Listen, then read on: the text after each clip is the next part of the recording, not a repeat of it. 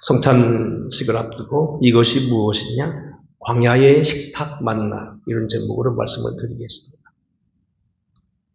이제 벌써 40년이 지나간 목기 초기였습니다. 1980년대 초반이었습니다. 지금도 책을 펴내고 있는 기독교 출판사 가운데 보이스사라고 있는 서적 출판사가 있는데, 그 보이스에서 발행한 책 가운데서 구약성서 대관이라고 하는 큰 책이 있었습니다. 한 7, 8페이지가 넘을 것으로 기억됩니다만, 당대 최고의 시사 주간지였던 미국의 뉴욕타임즈, 아무개 켈리라고 하는, 윌리엄 켈리인지 그건 모르겠어요. 켈리라고 하는 신문 기자가 특별한 탐방에 나섰는데, 성서의 많은 사건들이 과장되거나 왜곡되거나 뻥튀기 되어진 그런 것이 아니고 엄연한 역사적인 사실로 실제 있었다는 일이라는 것을 증거하기 위해서 전 세계 여행을 나섭니다. 이제 와서 검색을 해보니까 그 책은 찾을 수가 없어서 제가 기억에 의지해서 그중 몇 가지를 말씀하겠습니다. 첫째는 영국의 유명한 장군 가운데서 알렌비 장군이라는 분이 있습니다. 이 장군은 지금도 이스라엘 나라의 특별한 분이라 이스라엘과 요르단의 국경을 이 알렌비 국경이라고 이름을 지어놓을 만큼 훌륭한 분인데, 1차 대전이 끝 무렵에 이분이 예루살렘 탈환에 나섰습니다. 추세에 몰린 터키 군사가 성문을 들어가서 문을 걸어잠그고 나오지를 않고 도무지 응대를 하지 않습니다. 그때 빨리 전쟁을 끝내야겠던 많은 사람들이 대포를 쏘든지 아니면 폭약을 터뜨려 점령합시다 얘기하지만, 알렌비 장군은 많은 고민에 빠집니다. 고세계 창현하고 하나님의 도시를 알고 있는 이 성을 다 파괴시키면 전쟁은 빨리 끝나지만 그 모든 유적은 다 어디로 가느냐. 그래서 그가 고민하고 많이 고민하다가 어느 날 저녁에 성경을 보게 됩니다. 이런 내용이었습니다. 열왕기하 20장 20절. 히스기야의 남은 사적과 그의 모든 업적과 저수지와 스루를 만들어 물을 성 안으로 끌어들인 일은 유다왕 역대 지략에 기록되어 있지 아니하냐. 동일한 내용 역대하 32장 30절입니다. 히스기야가 또 기운이 윗샘물을 막아 다윗성 서쪽 아래로 흘려내리게 하였으니 히스기야가 하는 모든 일이 형통하였더라. 예루살렘 성 밑에 물길이 있어서 샘이 흘러가? 그래서 그는 당장 특공대를 조직해서 그 샘을 찾기 시작해서 요즘 성지순례 코스 하나인 히스기야 터널을 찾아냅니다. 약 1.4km 나게 되는 S자로 그려진 이러한 성이 바로 물길이 있어서 사람이 굽히면 뭐가 올 수 있는 그곳에 샘물이 흘러가는 걸 알게 되고, 이것이 이제 결국 실로한 물가로 흘러간다는 걸 알고 그리 특공대를 파송해서 문을 열고 탈환했다는 그런 이야기입니다. 두 번째로 켈리 저자가 이래저래 가다가 에덴 동산으로 추산되는 메소포티아 문명의 유프라테스 티그레스에 가다가 결국 이제 바벨론 땅에 이르게 됩니다. 이 바벨론 땅에 가니까 아주 넓은 초원에 풀이 무성하게 나와 있고 넓은 벌판이었는데, 해가 아직 중천인데 목자들이 서둘러서 양떼를 철수시킵니다. 그래서 의아하게 물어봅니다. 아니, 목동 선생님들 해가 아직 중천이고 해가 떨어지려면 몇 발 남았는데 왜 이렇게 빨리 서둘러십니까? 여기서 야영을 하면서 양을 치면 좋을 것 같은데 왜 그러십니까? 그때 목동이 이렇게 말했다는 겁니다. 건복은 듯 얼굴하면서. 아닙니다, 선생님. 이 광야에는 저녁만 되면 귀신들이 들끓어서 잠을 못 자. 큰일 납니다. 우리는 여기서 절대 양을 여기다 두지 않고 모두 다 철수시킵니다. 그리고 그날 저녁 그가 호텔에 와서 성경은 다음과 같은 부분입니다. 이사야서 13장입니다. 열국의 영광이여 갈대의 사람이 자랑하는 놀이개가 된 바빌로나, 하나님께 멸망당한 소돔과 고모라 같이 되리니 그것에 거주할 자가 없겠고 거주할 사람이 대대로 없을 것이며 아라비아 사람도 거기에 장막을 치지 아니하며 목자들도 그곳에 그들의 양떼를 쉬게 하지 아니할 것이요 오직 들짐승이 거기에 엎드리고 부르짖는 짐승이 그들의 가옥에 가득하며 타조가 거기 깃들이며 들양이 거기에 뛸 것이요 그의 공성에는 승냥이가 부르짖을 것이요 화려하던 궁전에는 들깨가 울 것이라. 그의 때가 가까우며 그의 날이 오래지 아니하리라. 사람의 눈이 볼 때는 광활하고 넓은 땅이고 살기 좋게 돼 있고 이미 오래전에 관계시설이 돼 있고 물도 있지만, 여기는 잠을 못 잘 것이다. 양떼를 쉬게도 못할 것이고 장막을 치지 못하고 집에 들어설 수 없다. 예레미야서 50장에 이런 말씀이 나옵니다. 여호와의 말씀이니라. 하나님께서 소돔과 고모라와 그 이웃 성들을 뒤엎었듯이 거기에 사는 사람이 없게 하며 그 가운데에 머물러 사는 사람이 아무도 없게 하려 하시리라. 바벨론이 저주를 받아서 하나님의 그 성에 아무도 살지 못하게 하며 그곳에는 아무도 거기에 거주하는 성이 되지 못하게 한다는 이야기입니다. 참 지금 생각해도 신기한 노릇입니다. 언젠가도 한번 제가 저쪽 어디 해변에 가서 우리 동문들끼리 잠깐 하룻밤을 자게 되었는데 얼마나 막 뭐가 밖으로 눌러대고 해서 잠을 못 자고 했던 그런 기억이 나는데 막 그와 비슷한 뭐 그런 경험이 있는지 모르겠어요. 자, 이제 오늘 설교에 관련 부분입니다. 만나 부분입니다. 이 켈리 기자가 이제 유대인으로 지나간 것으로 추정되는 출애굽기 경로를 따라서 신광야에 이르렀을 때입니다. 아침에 일어보니 텐트 바깥에 하얀 것이 좁쌀같이 떨어져서 보니까 그것은 개미나 미생물이 물에다 받친 그러한 만나덩어리 쪼가리였다는 겁니다. 아마 어쩌면 하나님이 그 의미 있는 책을 쓴 뉴욕타임즈 이 켈리 기자를 아마 증거하기 위해서 특별한 증거를 보여주셨다고 봅니다. 아무튼 그가 얘기한 거 뭡니까? 과학적으로 현실적으로 만나는 가능하다는 겁니다. 자, 이제 오늘 본문으로 돌아옵니다. 400여 년간 애굽에서 종살이하던 이스라엘 백성들은 하나님께서 보내신 그런 길을 따라서 모세와 함께 출애굽합니다. 근데 문제는 금방 그들이 닥치는 문제는 먹고 마시는 문제였습니다. 출애굽기 12장 33절입니다. 애굽 사람들은 말하기를 우리가 다 죽은 자가 되도다 하고 그 백성을 재촉하여 그 땅에 속해 내보내려 하므로 그 백성이 발교되지 못한 반죽 담은 그릇을 옷에 싸서 어깨에 매니라. 이스라엘 자손이 모세의 말대로 하여 애굽 사람에게 은금 패물과 의복을 구하며 여호와께서 애굽 사람에게 이스라엘 백성이 은혜를 입히게 하며 그들이 구하는 대로 주게 하심으로 그들이 애굽 사람의 물품을 취하였더라. 그들이 나올 때 하나님의 지시로 인해서 일단은 자기들에게 챙길 수 있는 걸 챙기게 되고 반죽하지 못한 것이라도 들고 가게 되고 무슨 먹을 것, 은금 패물까지 나오게 했으나 그것이 얼마 되지 않아서 떨어졌다는 겁니다. 16장 1절 이렇게 말합니다. 이스라엘 자손의 온 회중이 엘림에서 떠나 엘림과 시내 산 사이에 있는 신광야에 이르니 애굽에서 나온 후 둘째 달 15일이라 보름이 지난 거죠. 이스라엘 자손이 온 회중이 그 광야에서 모세와 아론을 원망하며 이스라엘 자손이 그들에게 이르되 우리가 애굽 땅에서 고기 가마 곁에 앉아있던 때와 떡을 배불리 먹던 때에 여호와의 손에 죽었더라면 좋았을 것을 너희가 이 광야로 우리를 인도하여 이 온 회중이 줄여 죽게 하느니라. 지금 당장 그들이 나올 때는 급한 대로 몇 가지를 구하고 나오고 먹을 것을 가져왔지만 다 곡식이 떨어지게 되니까 그들이 결국은 뭐냐면 도탄이 빠지게 되고 큰 문제가 생기게 됐다는 겁니다. 바로 오늘 본문 말씀이 그 말씀이에요. 그때 여기 보면 16장 4절 다 읽지 못했습니다만 그때 하나님 말씀이 주어집니다. 16장 4절입니다. 그때 여호와께서 모세에게 이르시되 보라 내가 너희를 위하여 하늘에서 양식을 비같이 내리리니 백성이 나가서 일용할 것을 날마다 거둘 것이라 이같이 하여 그들이 내 율법을 준행하나 아니하나 내가 시험하리라. 여섯째 날에는 그들이 거둔 것을 준비할지 날마다 거두던 것이 갑절이 되리라. 모세와 아론이 온 이스라엘 자손에게 이르되 저녁이 되면 너희가 여호와께서 너희를 애굽 땅에서 인도하여 내셨음을 알 것이요 아침에는 너희가 여호와의 영광을 보리니.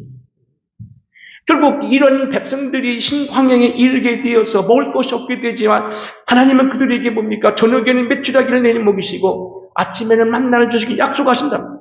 그리고 오늘 13절 한번 읽어보겠습니다. 성경 중에서 13절부터 16절, 자 15절 13절 시작. 저녁에는 메추라기가 와서 진에 덮이고 아침에는 이슬이 진 주위에 있더니 그 이슬이 마른 후에 광야 지면에 좁고 둥글며 서리같이 간 것이 있는지라. 이스라엘 자손이 보고 그것이 무엇인지 알지 못하여 서로 이르되 이것이 무엇이냐 하니 모세가 그들에게 이르되 이는 여호와께서 너희에게 주어 먹게 하신 양식이라. 그들이 아침에 일어나 보니까 하나님의 말씀대로 저녁에는 매출하게 했었지만 아침에 일어나 보니까 하얀 것이 이슬같이 내리더니 거기에 작고 조그마한 그런 서리 같은 것이 내렸는데 그게 바로 만나였다는 겁니다. 특별히 이 만나라는 말은 히브리 말로 이건 이런 얘기입니다. 무라는 것은 영어로 what이란 소리고 나란 말은 이것이란 소리입니다. 만나 그러면 결국 이것이 무엇이냐? 영어로 what is this? 대체 이게 무엇이냐 이런 얘기예요. 웬 은혜냐? 속된 말로 웬 떡이냐?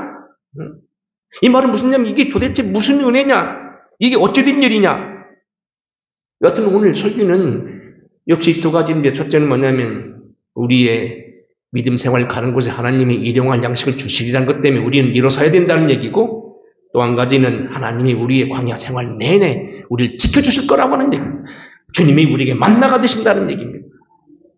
오늘 광야에 뜻하지 않게 만나를 대하게 됐던 이스라엘 백성들에게 오늘 주신 말씀을 통하여서 무엇을 의미하는지 몇 가지 보겠습니다.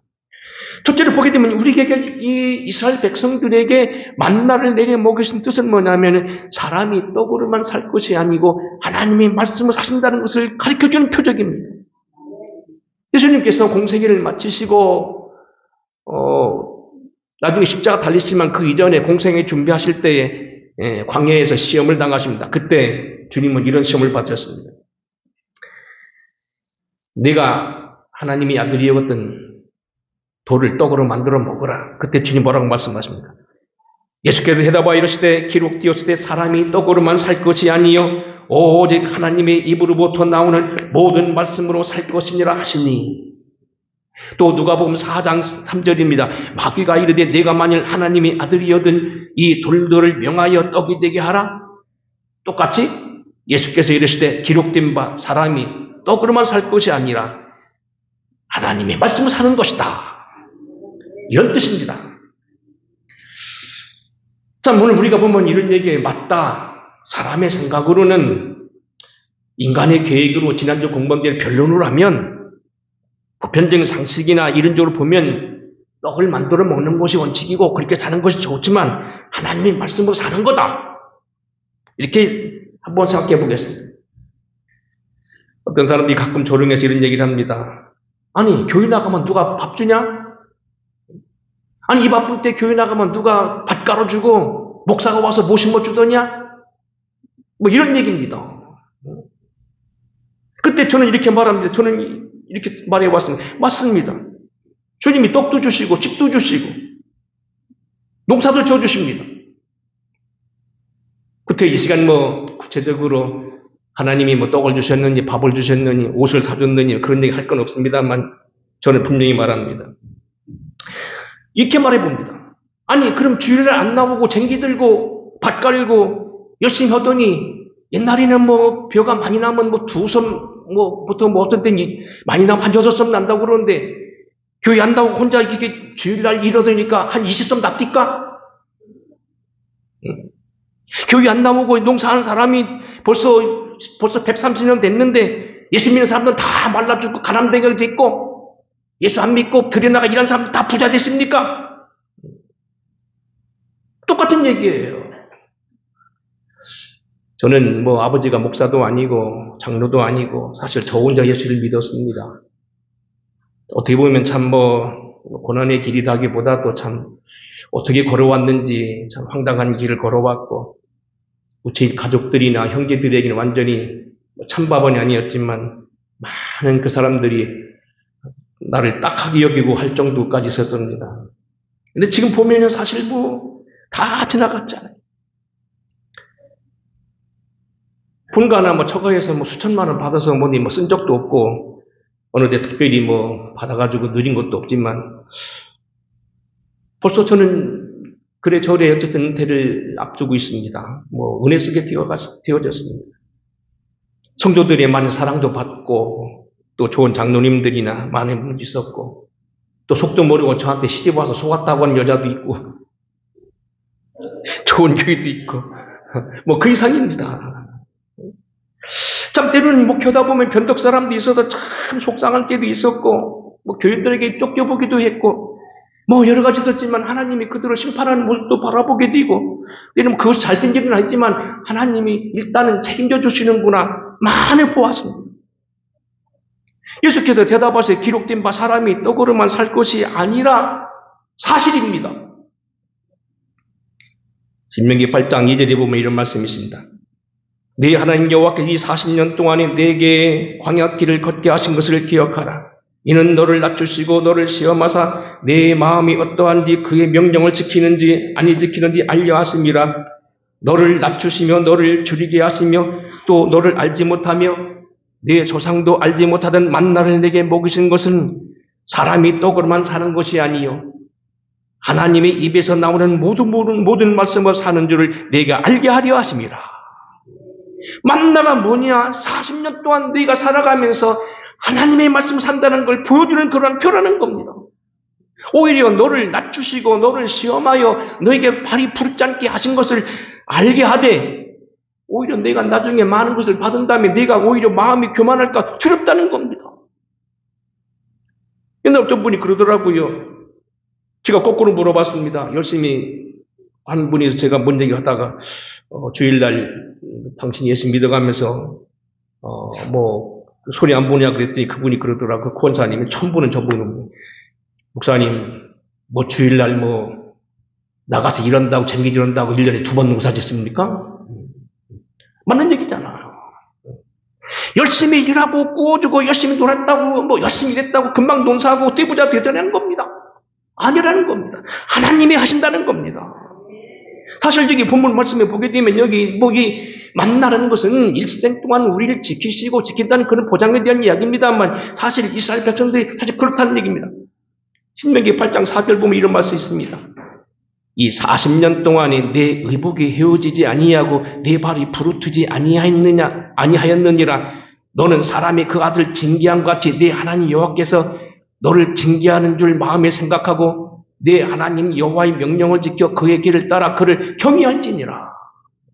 이 신명기라는 건 뭡니까? 민수기가 끝나고 이스라엘 백성들이 40년 광야 생활을 거쳐서 지금 가나안 복지를 눈앞에 두고 여리고를 바라보는 모압 평지에서 설교한 장면입니다. 신명기는 전부 설교입니다. 설교 속에 나오는 얘기 뭡니까? 40년 동안 너희가 경험했지 않느냐? 40년 동안 내가 살아보니까 의복이 헤어졌더냐? 발이 부러졌더냐? 신발이 다 떨어졌더냐? 안 했다는 겁니다. 기적이라는 겁니다. 이렇게 한번 얘기해 보겠습니다. 지금은 고인이 됐습니다만 제 대학 때 교회 나갔을 때 담임 목사님이셨던 나정희 목사라는 분이 계셨습니다. 참 저를 많이 아껴주시고 많이 사랑해주는 한 분 그런 결정을 하시더라고요. 당신의 고향이 강화도라서 강화도 앞에는 이게 섬들이 많고 때로는 부흥을 맡으러 갔는데 올 때 보면요 이게 뭐 집에서 일하다가 부흥일을 가야 되는데 개울같이 그거 보면 이게 거기 가보면 이게 바다가 하천 같아요. 물이 쭉 빠지면요 물이 이렇게 강처럼 흐르고 다 비어 있어요. 이게 다 땅이에요. 정말 신기할 정도로 배가 어떻게 다니냐 할 정도로 물이 쑥 빠지면 그렇습니다. 근데 어릴 때는 늦는다는 거예요. 그래서 막 부흥이는 가야갖고 이제 바닷가에 나왔고 뛰어야 된다고 막 뛰는데 쥐야 하고 뛰었는데 딱 도착해 뒤를 돌아보니까 물이 꽉 찼더라고요. 그리고 자기 걸어왔던 거리 점점 저기 징검다리처럼 물길에 쫙 발자국이 남아있더라는 거예요. 저는 저 신안 앞바다 문정경 전도사가 천사의 그 천사 섬에 다니면서 전도했다는 얘기도 바로 그럴 거라고 봐요. 내가 걸어온 길에 물길을 걸어왔다는 겁니다. 오히려 내가 생각할 건 뭐냐면 여기 8장 11절 내가 오늘 내게 명하는 여호와의 명령과 법도와 규례를 지키지 아니하고 내 하나님 여호와를 잊어버리지 않도록 삼갈지어다. 내가 걱정하는 건 내가 살아가는 게 문제가 아니라 오히려 그 뒤에 내가 교만해질 것 같으면 걱정이라는 겁니다. 이것이 무엇이냐? 만나는 결국 네가 살아온 길에 하나님이 너를 지키겠다는 약속입니다. 두 번째로 이 만나는 무슨 표적이냐면요. 사람으로 손으로 하지 아니한 하나님의 무엇이 우리를 도우시라는 약속입니다. 물론 여기 보게 되면 출애굽기 16장 보게 되면 만나 장이라고 해서 만나에 대한 쭉 여러 가지 규례가 많이 나오지요. 일일이 뭐 다 설명할 수는 없지요. 뭐 비같이 내린다는 얘기가 있고 날마다 고대된다는 얘기도 나왔고 토요일 날은 우리만 토요일이죠. 그 사람들은 안식일이 금요일이게 되겠습니다만 그날은 2배를 거두라는 얘기도 나오고 조용나면 다 그만두고요. 여기 보세요. 주님 말씀 가운데 여기 보면 다른 거 다 그만두고요. 이게 이러겠습니다. 날마다 거둘 것이라 이같이 하여 그들이 내 율법을 준행하나 아니하는 데가 시험하리라. 하나님이 주신다는 거예요. 분명 그 만나는 사람이 만들어 공장에서 찍어낸 것이나 사람이 만들어 수출한 것도 아니고 이것은 단순히 하늘로부터 비같이 내린 하나님의 것이라는 겁니다. 특별히 신명기 6장에 보게 되면 이런 말씀이 있습니다. 네 하나님 여호와께서 네 조상 아브라함과 이삭과 야곱을 향하여 내게 주리라 맹세하신 땅으로 너를 들어가게 하시고 내가 건축하지 아니한 크고 아름다운 성읍을 얻게 하시며 내가 채우지 아니한 아름다운 물건이 가득한 집을 얻게 하시며 내가 파지 아니한 우물을 차지하게 되며 내가 심지 않은 포도원과 감람나무를 차지하며 내게 배불려 먹게 하실 때라는 말씀 나옵니다. 내가 걸어온 길도 걸어온 길이지만 앞으로 그런 가나안 성에 들어가면 그런 일이 있을 것인데 내가 건축하지 않은 집이 들어가고 내가 채우지 않은 그 집을 차지하게 되고 파지 않은 우물을 내가 얻게 되고 심지 아니한 포도원을 가꾼다. 이건 어떻게 보면 예수 믿는 사람이 도둑이라고 비난받을 수 있습니다. 그러면 남이 다 해놓은 것 그냥 예수 믿는 사람들은 복이라고 해가지고 그냥 받느냐. 그런 의미가 아닙니다. 하나님이 내가 구태히 수고하지 않아도 될 만한 그런 복을 허락해 주신다는 겁니다. 여러분 이렇게 한번 설명해 보겠습니다. 제가 지금 기록에 보니까 2023년 2년 전에 10월 달로 검증되는데 제가 설교 중에 이런 얘기를 했을 거예요. 귀속재산이라는 단어를 한번 쓴 적이 있습니다. 이 귀속재산이라는 단어는 2015년 10월 달에 성균관대학교 교수였던 이대근 교수라는 분이 써낸 책인데 이건 뭐냐면요. 본래는 일본인들이 놓고 간 국내 기업들이란 얘기입니다. 알다시피 일본이 우리나라뿐만 아니고 중국을 장악하고 이 동아시아를 다 차지하기 위해서 막 그 만주나 북한 땅에다가 막 공장을 짓고 엄청나게 했죠. 나주에는 비료공장, 흥남에는 또 비료공장, 저쪽 위에는 해상 같은 데는 막 철공장, 그리고 수풍댐을 막아서 공장을 많이 세웠어요. 근데 일본이 갑자기 망한 모습부터 다 놓고 갔다는 거예요. 사실 그것은 누구 건이 됐냐면 미국 건이 됐는데 미국 사람들이 돈 한 푼 안 받고 다 그대로 돌려주고 갔다는 거예요. 그래서 그들이 나온 게 뭐냐면 귀속재산, 더 베스티드 프로퍼티라는 겁니다. 근데 보세요. 한번 여러분 들어보세요.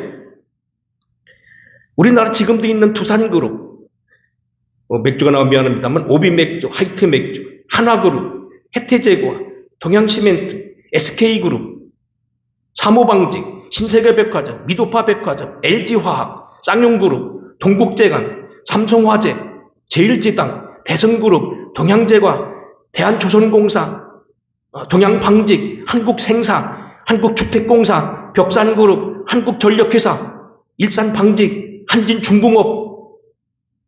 한진중공업 뭐예요? 대한항공이잖아요.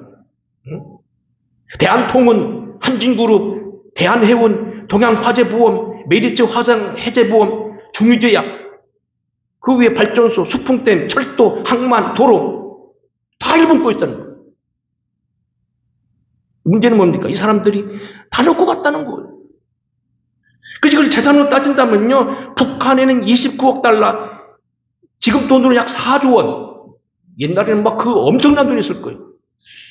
우리나라 지금 요즘 예산이 700, 600억, 600조인가로 되는데 아마 제가 알기로는 10조 이상 된 적이 그게 몇 년 안 됩니다.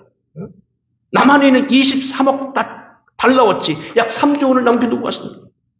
문제는 뭡니까? 이런 얘기입니다. 지금 말하고 있는 이 많은 기업체들을요, 우리가 우리 돈으로 투자해서 세우고 사람을 학교에 보내서 대학을 가르치고 공부시키고 박사학위 만들어서 그렇게 하려고 했다면 아마 멀게는 100년, 아무리 빨라도 50년이 걸렸을 거라는 겁니다. 근데 일본 사람들이 이미 세계 공국 다녀가면서 그들이 당시 세계 3대 강국이 하나 했던 일본이 다 여기다 쏟아놓고 그대로 놓고 갔기 때문에 거기 같이 일하는 사람이 그대로 인수받아서 우리가 쓰고 있다는 겁니다.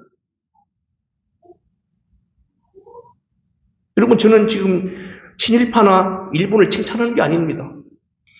내가 짓지 아니한 집을 내가 차지할 것이며, 내가 파지 않은 우물을 먹을 것이며, 내가 가꾸지 않은 포도원을 내가 경영한다는 겁니다. 하나님이 그렇게도 하신다는 겁니다.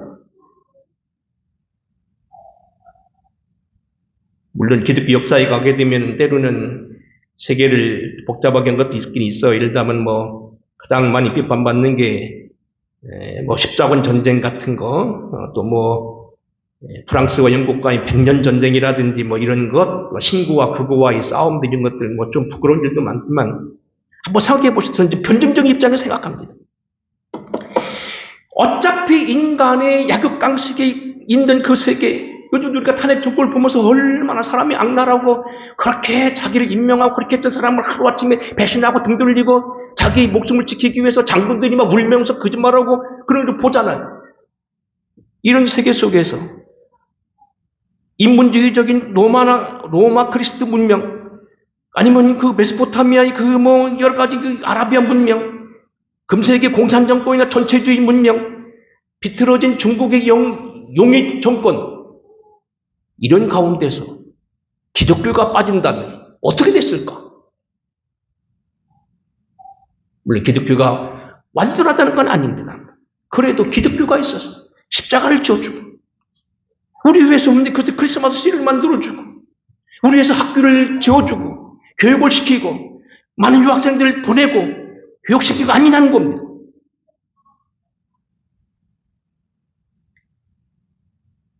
(6.25) 때도 미국을 비롯한 16개 국가가 와서 5만 명의 젊은이들이 죽었고요. 제가 어떤 분 방송을 들으니까 1950년도 당대 2월 달에 졸업했던 웨스트 포인트 육군사관학교의 학생 절반이 우리나라 와서 전쟁하고 갔습니다. 많이 죽었습니다. 전사 한 5만 명 가운데는 미국의 대통령 아들도 있었습니다. 대통령 아들이 싸움 나갑니까? 장군의 아들도 있었고 부자간이 죽은 사람 장군도 있습니다. 말썽꾸러기인 이승만을 오늘 교육시켜서 우리나라 초대 대통령이 되게 한 건 누굽니까? 배제학당, 예화학당, 배화학당, 영명학교를 비롯한 수백 개의 학교를 지어서 근대교육 시킨 건 누구고? 서재필, 조만식, 안창호, 이승훈, 서채, 신채호, 주시경, 이상재, 국직간 인물들이 땅에 배출하게 한 건 누굽니까? 김희독립 선언문에 초안자했던 최남선이 이런 얘기를 했습니다. 당신은 의식적인 기독교 신자는 아니었습니다. 천도교 신자도 물론 아니요, 불교 신자도 아니었습니다. 허나 나는 대체로 어려서부터 기독교 서적을 읽었고 당시의 애국지사들은 대개가 기독교인들인 만큼 그들과 무시로 상중하는 동안 자연 기독교적인 사상을 가지게 된 건 사실입니다. 독립이니 자유이니 평등이니 정의니 하는 말이 다 기독교에서 나온 것인 만큼 나의 사상에서 기독교적 영향을 빼면 도저히 이해할 수 없다고 봅니다. 문제는 뭡니까? 지금 말씀한 대로요, 우리에게 지금 끼칠 것이 많다는 겁니다. 이미 우리가 거두지 아니한 것, 하나님이 만들어 놓으신 것, 우리가 갖은 것이 아닌 주님이 주신 선물들이 우리에게 많이 있다는 얘기입니다. 만나는 바로 그렇다는 겁니다. 우리가 하지 아니한 것, 하나님이 하신 것을 우리에게 선물로 받게 되고 우리가 그것을 누리게 된 축복을 주신다는 겁니다. 끝으로 말씀드린다면 가장 중요한 건 뭡니까? 예수님이 바로 생명이 만나라는 거예요. 새벽에 공부했습니다만 요한복음 6장 31절입니다. 기록된 바 하늘에서 그들에게 떡을 주어 먹게 하셨다 함을 같이 우리 조상들은 광야에서 만나를 먹었나이다. 예수께서 이르시되 내가 진실로 진실로 너에게 이르노니 모세가 너희에게 하늘로부터 떡을 준 것이 아니라 내 아버지께서 너희에게 하늘로부터 참떡을 주시나니 하늘의 떡은 하늘에서 내려 세상에 생명을 주는 것이라. 예수께서 이르시되 나는 생명의 떡이니 내게 오른 자는 결코 줄이지 아니할 것이요 나를 믿는 자는 영원히 목마르지 아니하리라. 주님이 바로 내게 나를 맞는 사람은 영생을 얻었고 마지막 날에 그를 내가 살린다고 말했고 내가 참 양식이고 나를 먹는 사람은 그 안에 영생이 있다는 겁니다. 주님이 바로 우리에게 영원한 만나라는 얘기입니다. 요한계시록에 보게 되면 마지막 때 이렇게 말합니다. 귀 있는 자는 성령이 그들에게 하시는 말씀을 들을지어다 이기는 그들에게 내가 감추었던 만나를 주고. 주님이 우리에게 생명의 만나요 마지막 때 우리가 거두어야 될 그러한 능력이라는 겁니다. 행사와 관련해 한 말씀 짧게 드립니다. 21절입니다. 꼭 이렇게 보시기 바랍니다. 21절입니다. 만나야 되는 규례가 많이 있다고 다 생략한다고 되어 있습니다. 여기는 꼭 읽어야 되는 말씀입니다. 무리가 아침마다 각 사람은 먹을 만큼만 거두었고 햇빛이 뜨겁게 쬐면 그것이 쓰러졌더라. 무슨 얘기죠? 아침에는 지면이 하얗게 내리고 서리같이 내리고 안개같이 쭉 내리는데 햇빛이 쬐면 다 없어지더라는 겁니다. 우리가 아침마다 각 사람이 먹을 만큼만 거두었고 햇빛이 뜨겁게 쬐면 그것이 쓰러졌더라. 어딘가 모르게 사라져버렸다는 겁니다. 우리가 기도를 어느 때 하고 말씀을 어느 때 들을 수 있느냐 1년 내내 하루 종일 들을 수 있지만 특별히 새벽이 능력이 있을 수 있다는 그런 표현입니다. 왜 하필이면 새벽이냐? 하나님이 그 성중에 계심에 성이 흔들리지 아니하리라. 새벽에 하나님이 도우시리라고 시편 기자가 말하고 비파와 수고만 낄저다 내가 새벽을 깨우리라고 말하면서 새벽이 중요함을 말하고 있습니다.